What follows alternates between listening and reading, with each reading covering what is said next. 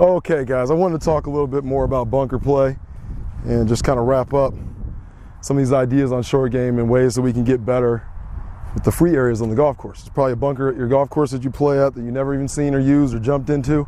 And the only time you get in a bunker is probably when you're playing. So practice all the tough shots and they won't be so tough. When we talked about mechanics though, we talked about, making a circle around the golf ball and having the goal of hitting that sand and clearing that circle out. It's a thing that I learned back in my nonprofit days. We called it erasing the face, right? We would make a face inside of that circle and we would try to erase that face out of there. Okay, so that's the goal that we're trying to accomplish. To do that, we tend to have an open club face, stance is open, we squat, right? And then we're purposely just trying to clear out that circle, poof, and make that poof sound, okay? That poof sound is very important. When we hear that, we know we made good contact, we use the bounce, the roundness of the bottom of the club, and we achieved our goal of clearing out that face, okay? Now, when I was younger, we used to talk about it as let the sand carry the ball. It's a good visual, but I like to think of it as the sand and the ball both need to exit out of the trap, right?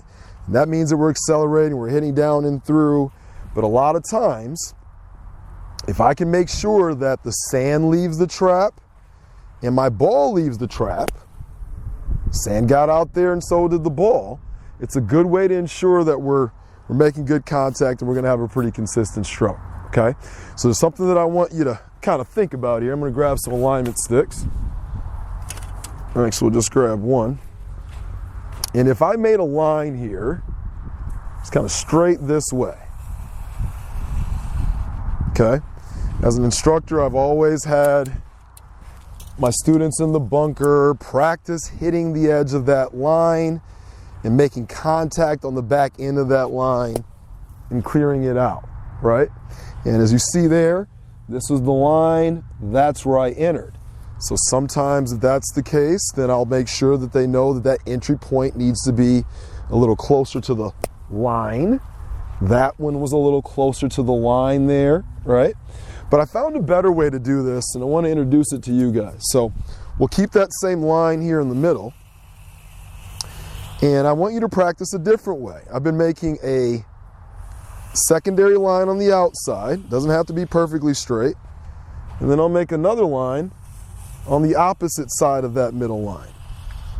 So these are the worst train tracks ever. I don't think anything's going to make it down these train tracks. And then we got a third lane there too, so that's even worse. But I like to paint this picture of a back line, middle, and end. Okay, just like with our full swing. If I have a ball right here with our full swing, we don't want to hit back here. We're hitting the ball first, and then the divot is what? It's ball forward, so that divot would be out that way, right? And if we think of it in terms of a circle, the circle of the swing, that circle is going to bottom out at the golf ball and not below it, right? What happens when you're playing on the golf course and you hit a shot and you hit the ground first, right?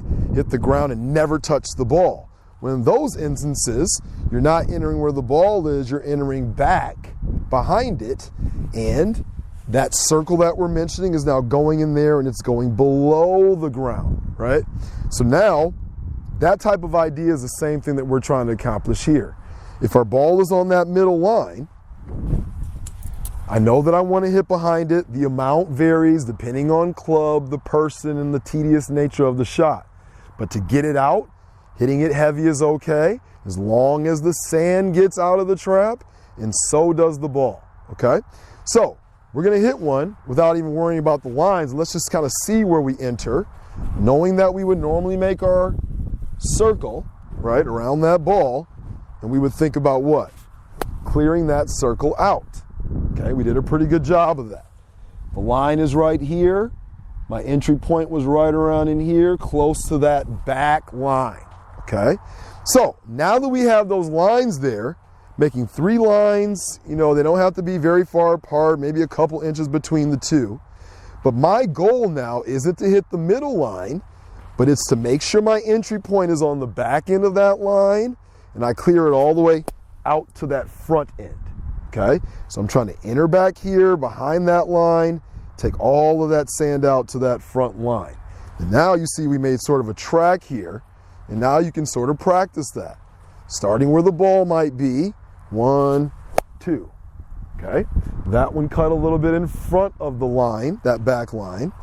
All right, so let's do that again. 1, 2. And that one was deep behind that line. You see where I'm going with this? All we're trying to do is give your mind an understanding of where it should enter. And once you figure out that unique point for you, this is a great way to practice where that entry point needs to be, okay? So I really like doing this. I prefer you to feel like the club is close to the ball and then go behind it a little bit more. I think you'll be more accurate that way. But some of you might want to start a little differently. Instead of starting with the club here and then trying to hit it fat, some people have success just starting where they want it to enter on that back line and concentrating on entering on that back line. Okay, so those are several ways, you know, that we can use this line and kind of practice with the ball or without. I think you should start without a ball first and just think about carving out those 3 different lines. You know, 1, now we'll go a little further so you can see this here. So if that's our middle line, then we're gonna do 1 right in front of it, and then we're gonna do 1 right behind it. And even without a golf ball, my first thought is, where do I enter? Back line. Where do I enter? Back line with a poof. I didn't do it that time, right? So same thing, back line with a poof, right? And you're just playing with that and trying to get as consistent as you can, okay? You're playing with power, you're playing with length of motion, but entry point is sort of the issue with those greenside bunker shots that we hit. And I want you to be mindful of entering behind, getting through the golf ball, and then making sure the sand and the ball both get out, all right?